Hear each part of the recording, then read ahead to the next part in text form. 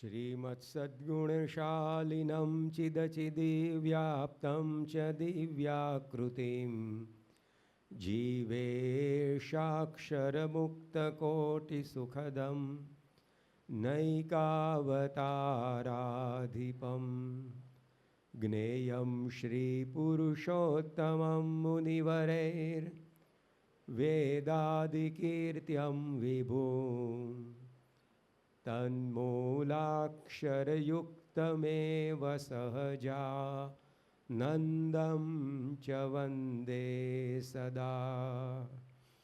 श्री स्वामीनारायण भगवान की जय।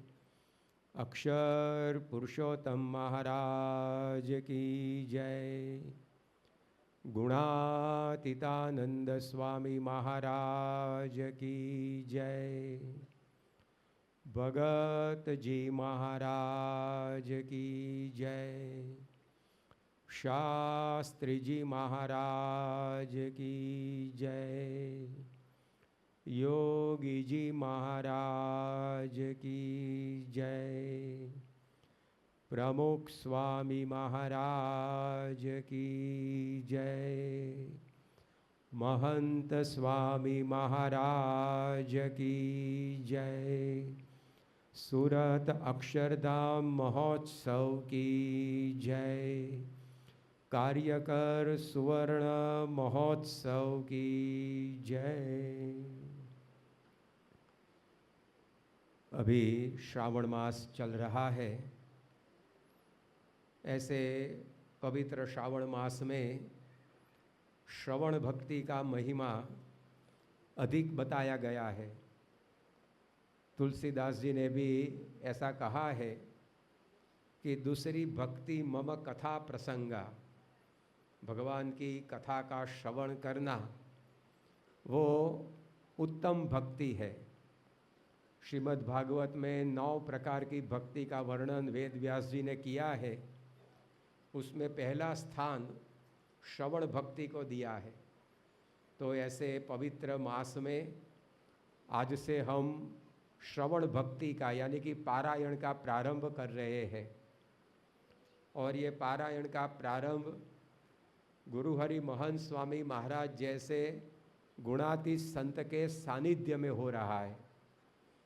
उससे हमारे इस पुण्य कर्म की आयु और उसकी वृद्धि अत्यधिक बढ़ जाती है। भगवान स्वामीनारायण ने सारंगपुर प्रकरण के 7वें वचनामृत में कहा कि भगवान के ऐसे एकांतिक संत जहाँ रहते हैं वहाँ नैमिषारण्य क्षेत्र है। और ऐसे संत के सानिध्य में हम जो भी कुछ तप करें, जप करें, व्रत करें, यज्ञ करें, उसका फल हमें अनेक गुना प्राप्त होता है। जैसे हम बोलेंगे और आगे माइक नहीं होगा तो शायद 50-100 व्यक्ति सुन सकेंगे, किंतु आगे एक इंस्ट्रूमेंट आ जाता है, एक माइक आ जाता है तो 500, 1000, 50,000 लोग सुन सके, ऐसी हमारी आवाज़ बढ़ जाती है। हमारा प्रयत्न तो वैसा का वैसा ही रहता है। 50,000 व्यक्ति सामने बैठी है तो हम जोर से नहीं बोलते हैं। हम तो जैसे किसी के साथ बातचीत करते हो उसी प्रकार से ही बोलने का रखते हैं। लेकिन जो इंस्ट्रूमेंट आगे आ गया उसने हमारी आवाज़ की ताकत को बढ़ा दी। लेकिन माइक की जगह पर यदि मोबाइल फ़ोन आ जाए तो आपकी आवाज़ अमेरिका तक पहुंच जाएगी। वैसे आप बिना मोबाइल आपकी आवाज़ को अमेरिका तक पहुंचाने का प्रयत्न करोगे तो आप ऊपर चले जाओ लेकिन आवाज़ अमेरिका तक नहीं जाएगी। लेकिन एक मोबाइल आ गया, एक डिवाइस आ गया तो हमारी आवाज़ कितनी अत्यधिक बलवत्तर हो गई। तो उसी प्रकार हम जप, तप, व्रत, भक्ति आदि सब कुछ करते हैं। लेकिन जब ऐसे गुणातीत संत के सानिध्य में ये होता है तो उसका फल बढ़ जाता है। तो आज हम ये ज्ञान यज्ञ का प्रारंभ कर रहे हैं। यहाँ कोई कुंड नहीं है यज्ञ का, कोई यज्ञशाला का वातावरण नहीं है, लेकिन भगवद गीता में कहा है कि ये भगवान की कथा का श्रवण भी एक यज्ञ है। तो ये ज्ञान यज्ञ भगवान स्वामीनारायण ने भी वचनामृत में कहा। तो इस पारायण के सत्र में आज से हम ऐसे स्वामी जी के सानिध्य में, यहाँ समय भी शुभ है, श्रावण मास का समय, स्थान भी शुभ है, अक्षरधाम जैसा स्थान, और ऐसी संत विभूति महंत स्वामी महाराज। तो समय, स्थान और संत, हम त्रिवेणी संगम के किनारे पर बैठकर ये जप यज्ञ का, ये ज्ञान यज्ञ का प्रारंभ कर रहे हैं।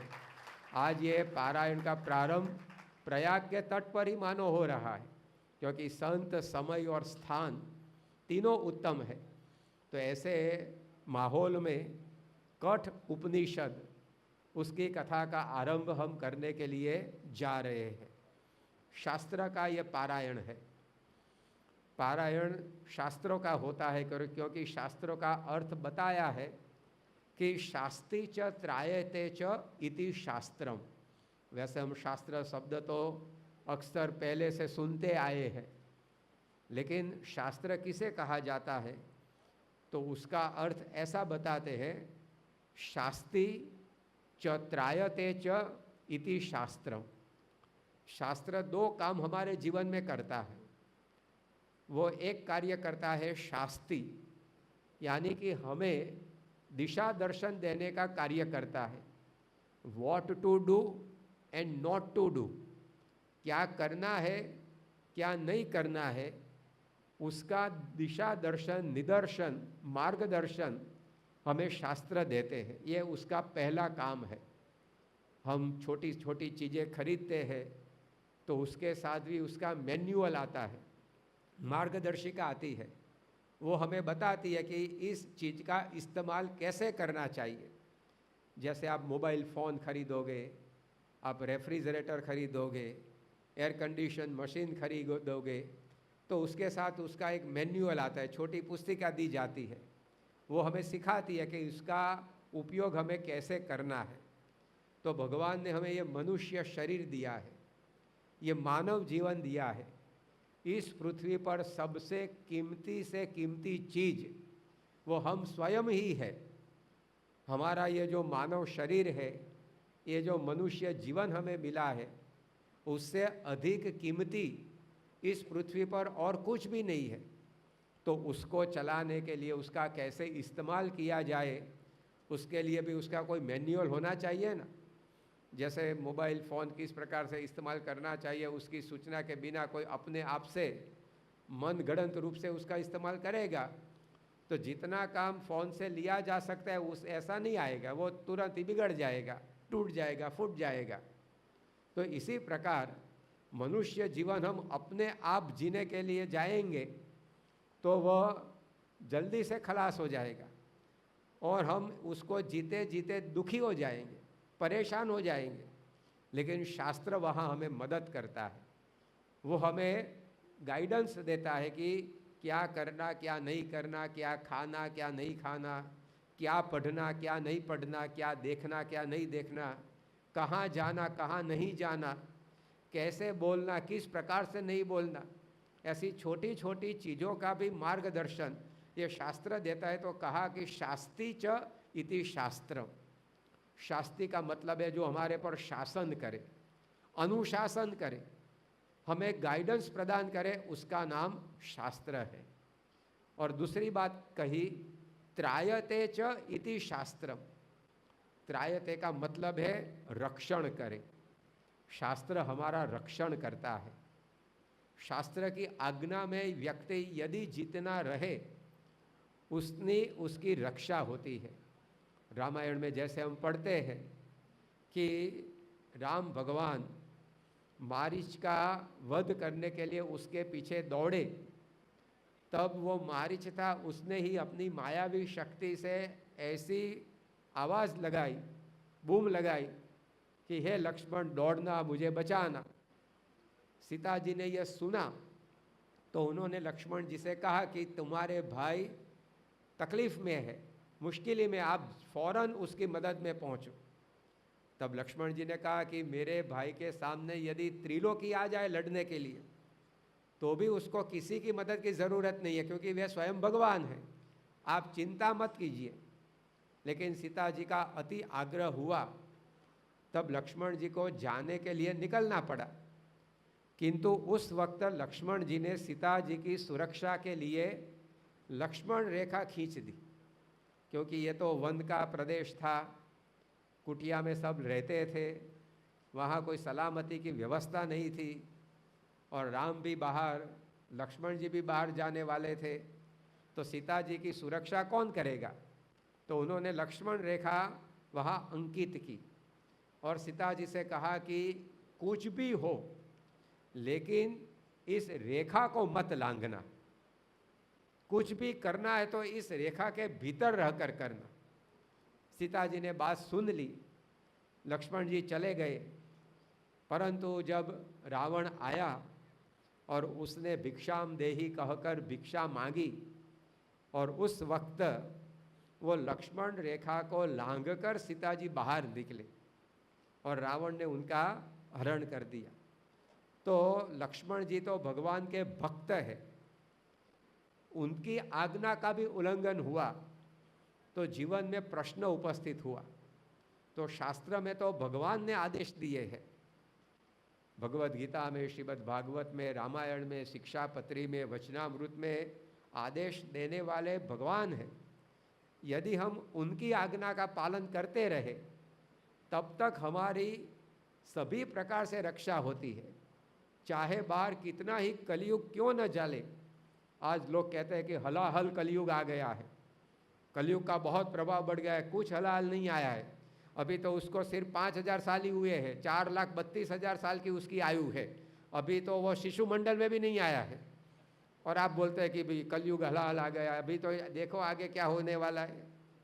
लेकिन हम शास्त्र की आज्ञा के अनुसार रहेंगे तो चाहे कितना ही बार कलयुग का प्रभाव क्यों न हो, लेकिन हमारी रक्षा होती रहेगी। तो यह शास्त्र का कार्य है, वो हमें जीवन किस प्रकार से जीना उसका दिशा दर्शन करता है, उसके साथ साथ वो हमारी रक्षा भी करता है।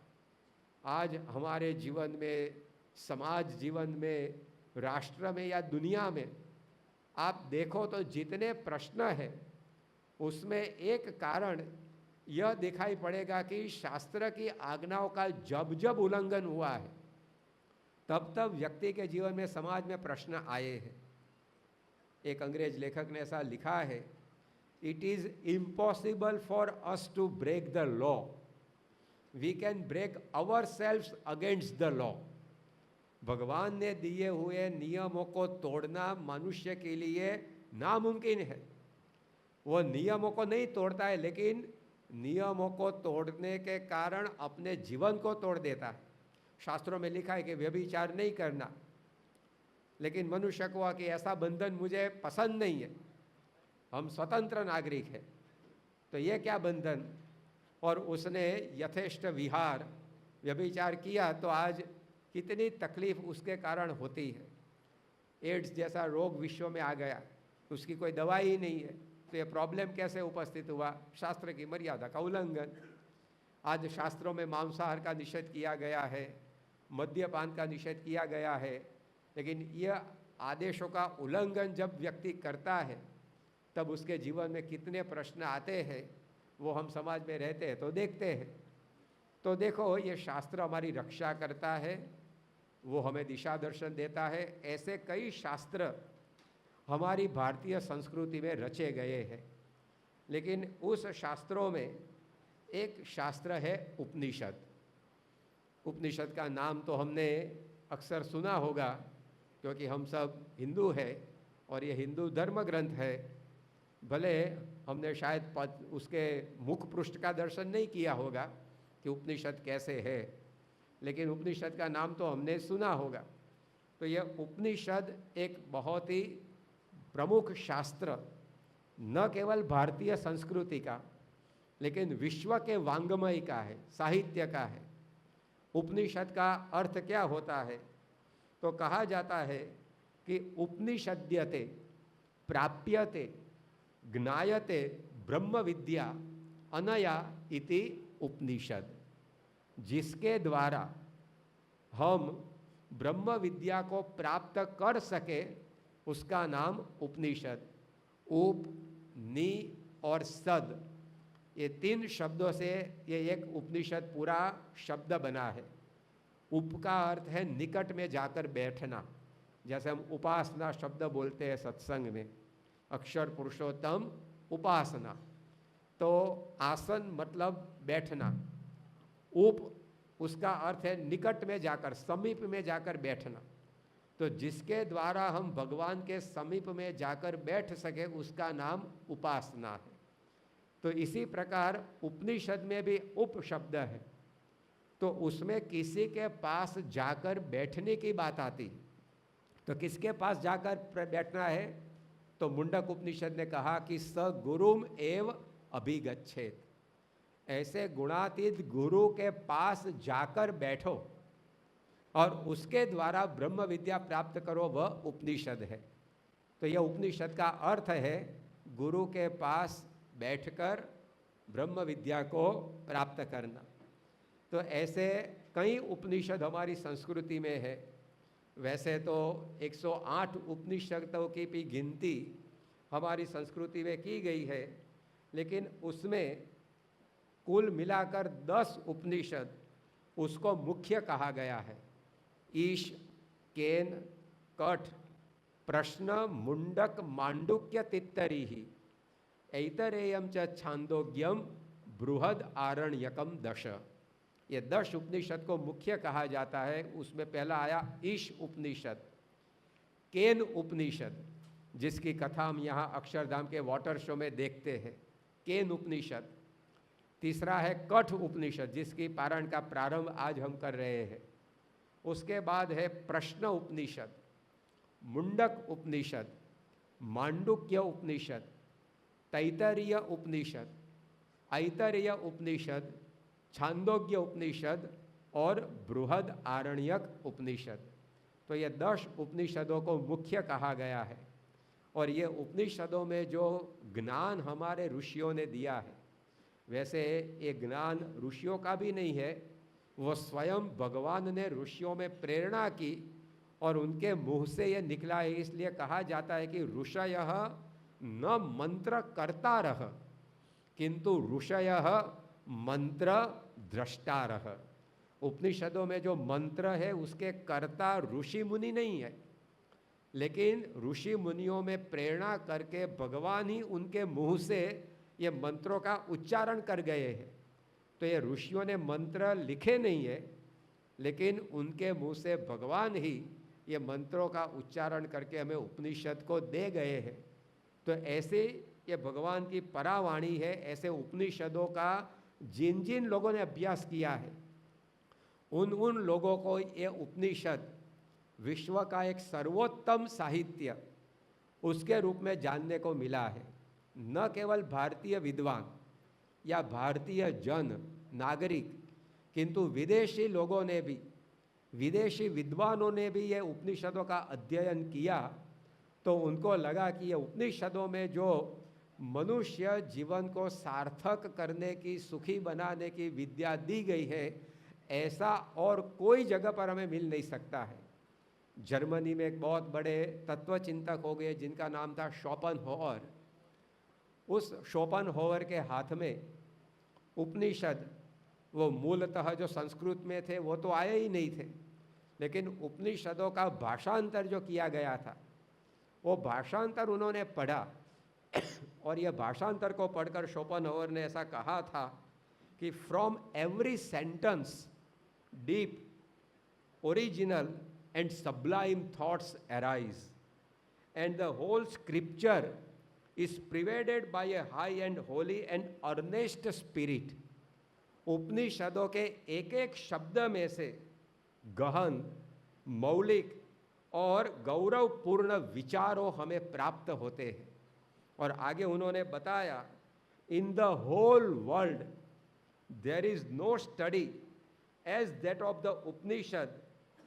पूरे विश्व में ऐसा कोई अभ्यास नहीं है। In the whole world there is no study so beneficial and so elevating as that of the Upanishads. मनुष्य जीवन को एलिवेट करे, ऊर्ध्वगामी बनाए और मनुष्य जीवन को बेनिफिशियल यानी कि लाभदायी बने, ऐसा उपनिषदों के जैसा कोई ग्रंथ इस पृथ्वी पर नहीं है। और उन्होंने आगे कहा, therefore Upanishads have been the solace of my life and will be the solace of my death.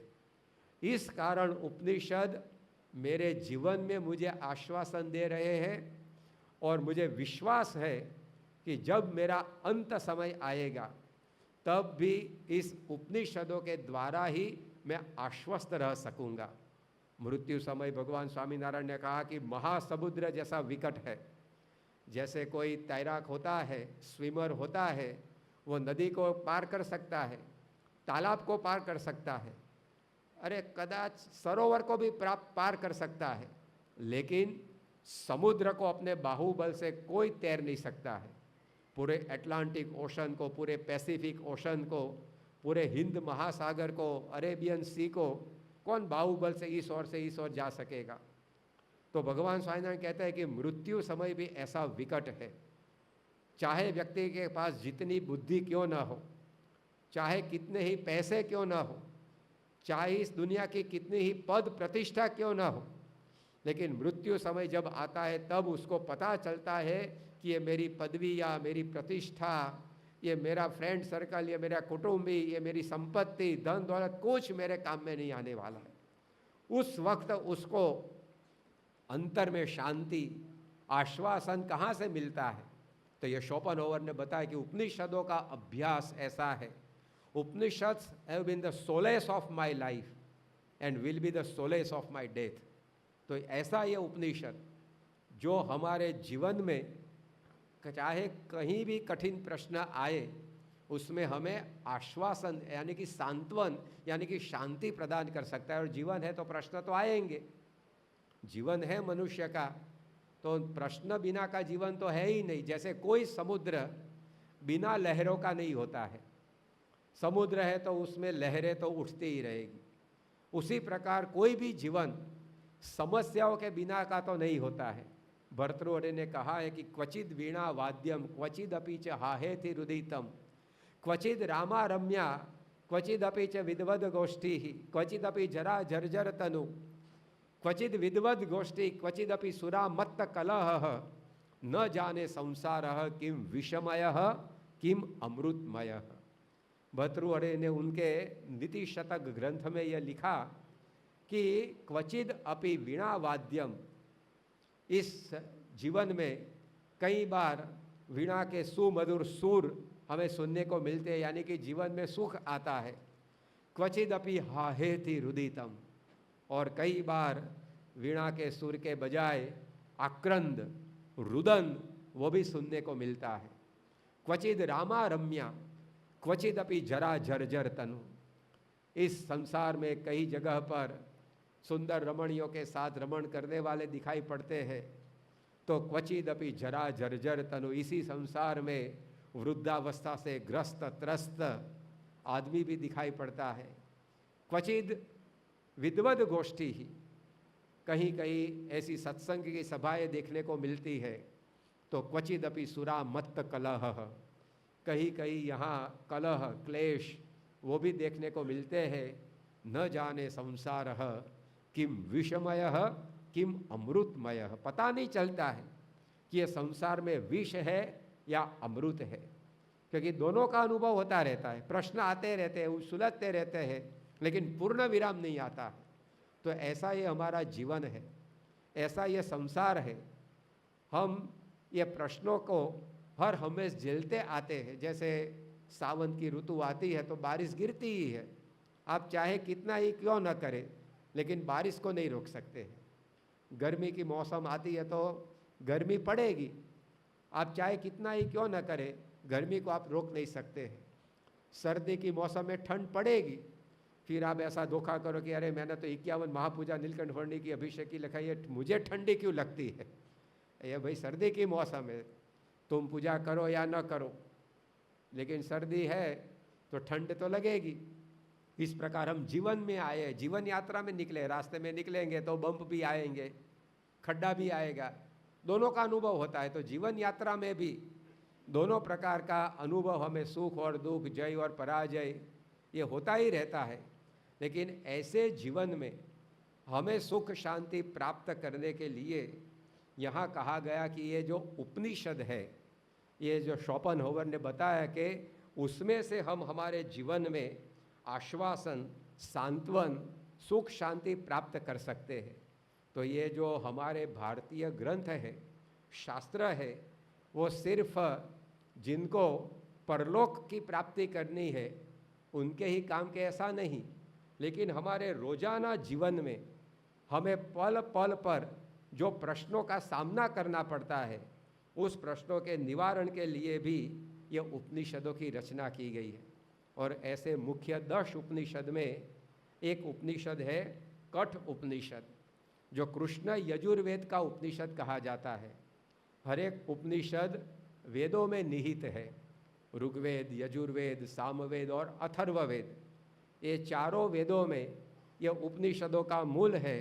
तो ये जो उपनिषद है उसका घर ये वेद है। तो कृष्ण यजुर्वेद, यजुर्वेद में भी 2 विभाग है, कृष्ण यजुर्वेद और शुक्ल यजुर्वेद।